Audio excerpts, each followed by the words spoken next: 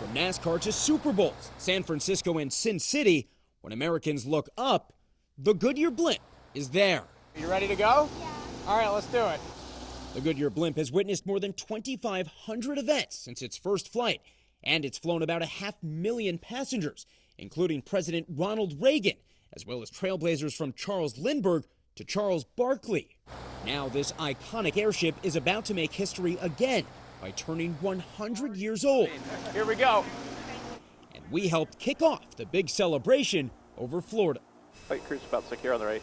Takeoff feels like someone just let go of a balloon that happens to fill about 80% of a football field and fly a top speed of 73 miles per hour. We can hover, we can hold it in place, the maneuverability is fantastic. Have you ever been on an airplane that feels like this? No. Just like most flights, up here we've got reclining seats, we've got the tray tables, and they even have a bathroom. But have you ever seen one of these that's known as the loo with a view? But other creature comforts are missing. Air conditioning the old-fashioned way.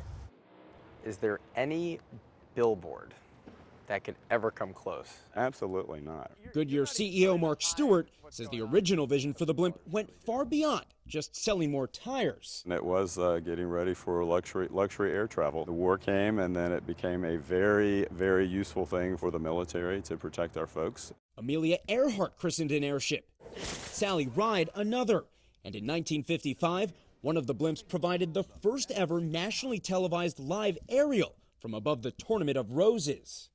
Along the way, the fleet became one of the most enduring advertising vehicles of all time and also provided a public service. After Hurricane Andrew in 1992, the Blimp beamed messages down to survivors.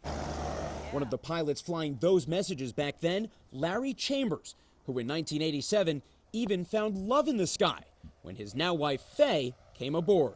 Were you at all concerned that the pilot seemed to be paying more attention to you than flying the Blimp? I liked it. Within a few years, Larry and Faye were married where else but on the Blimp.